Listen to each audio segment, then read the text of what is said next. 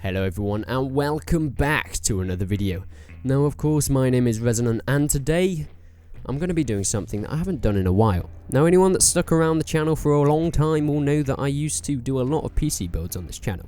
I am into PC building, I love PCs, I built my own PC, I'm going to be building some friends' PCs and I just love it altogether. So I used to make videos on custom PC builds that can run different games at different levels, and they're mostly budget PC builds. If you want to go and check them out, go do that. They're quite far back on my channel, but they're quite interesting and they're still relevant today because it wasn't really long ago, but you know, it's long ago that many of you won't know about it.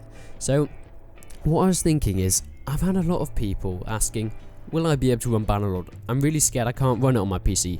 And I know I used to play Mount and Blade on my laptop, and that could not run Bannerlord. I mean, it's got an i5 in it, but onboard graphics isn't great in your CPU, especially for running games these days. So I decided, how can we get you guys playing Bannerlord at a budget price? Now, obviously, this is not going to play at ultra graphics. I'm going to say, at the moment, probably medium graphics, 1080p, and if you want to probably medium graphics around that, this will be able to run it on. But if you want to go for a budget PC build, you're not going to want to have the ultra settings. You're not going to want to have it looking beautiful because you just can't with budgets this low. So I'm going to do a £400 PC build that should be able to run Bannerlord. Now, of course, the game has not been released yet, so this is speculations on how it will run. Hopefully, it will be very well optimized like Warband was. This is speculations looking at what I found on the internet and comparing it to other games of the graphical fidelity, looking at the kind of graphics and how the shadows work and stuff. If you look at that, you can kind of compare it to games that have come out now and get a rough comparison to how a PC will run. Now, a quick thing before I'm going to start this is I do have two other PC builds for Bannerlord. There's a £700 one and a £500 one.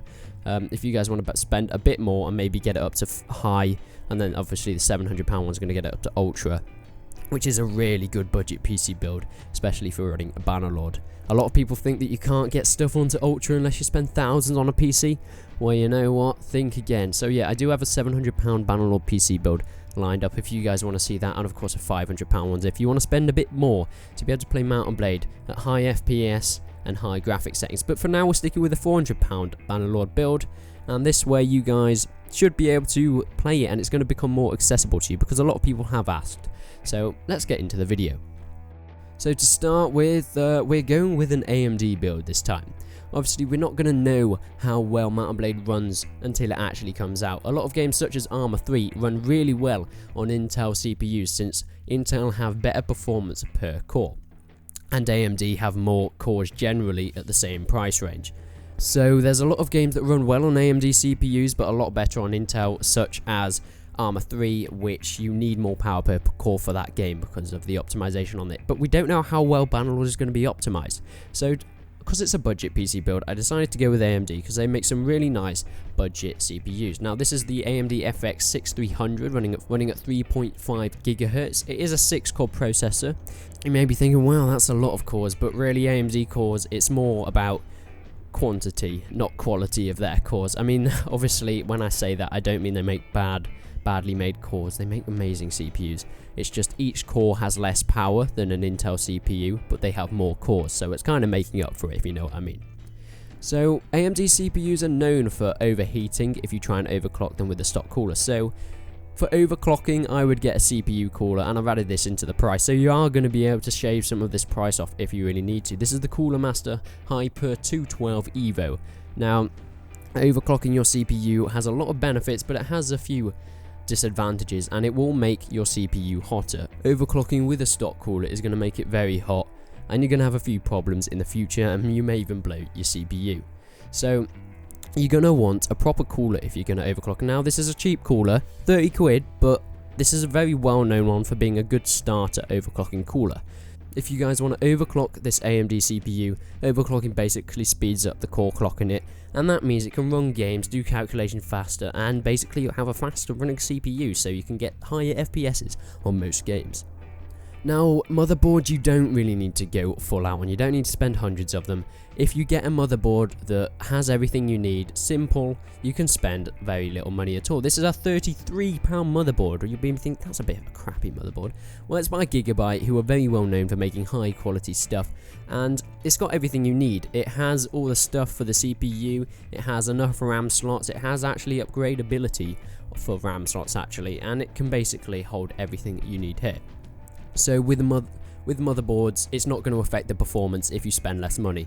Motherboards do not directly affect performance, which is very good, so you can spend as little money as you want as long as it has everything on it and it's a reliable brand and all that good stuff.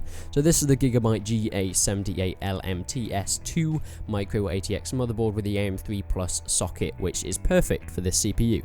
So that's a nice, cheap and cheerful motherboard that will be able to get you through Bannerlord, and it runs everything. And talking about the upgradability, going on to the memory, this is the Kingston HyperX Fury Black. Now, if any of you remember my old videos, this is one I used all the time. It's great DDR3 memory, it's got it in my PC, and it is amazing. It's very cheap. For the price of £34.78, you get one stick of 8GB.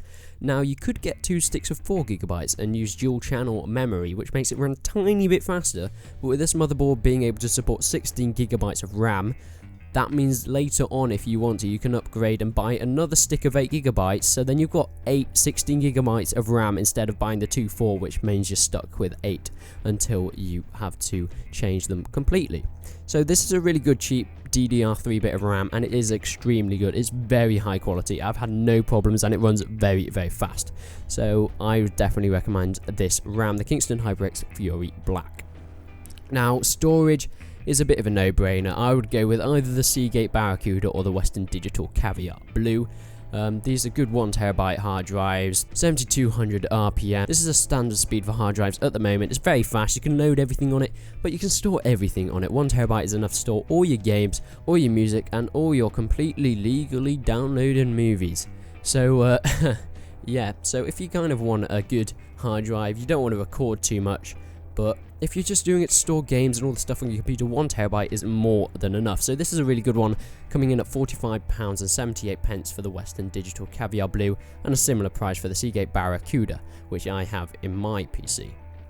Now for the video card, we kind of had to drop the price down for video cards. You normally, to get a really decent video card, you're going to spend £200 to £400, but because this is a budget PC build, the AMD R7 370 video card is perfect, really.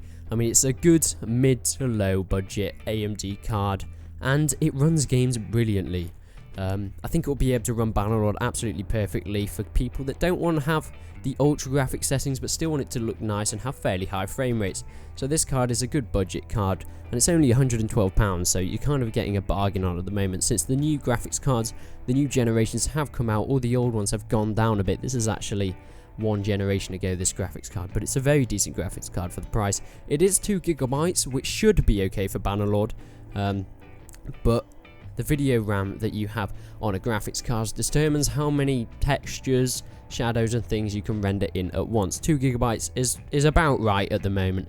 Maybe you might have to go up to a 4GB card at Bannerlord, but I don't really see that happening. I think it's going to be a very well optimized games, and running this on medium to low, it will be perfect, this card. So it's definitely a good one to go with. Now the case, this one again doesn't really matter as long as it has everything you need. I went with a Bitfinex Neos White because it's a nice looking case. Many of you might not like the colour, but I like it. It's a cheap case as well. Bitfinex make really cheap but really secure and well built cases, so I definitely recommend Bitfinex for budget builds. This case does have a 3.0 USB 3.0, but the motherboard does not, so you're not going to be able to use that 3.0. If you want to get around that, either upgrade your motherboard to something that has the 3.0 header, or just get a case that doesn't have 3.0 on it. Even if your case does have USB 3.0 on, like this one does, and your motherboard does not support it, it's not a problem, you just won't be able to use it. It's not going to break your PC or anything, it'll just be a 3.0 port that you won't be able to use. But finally is the power supply. Now the power supply is what powers your whole computer, hence the name.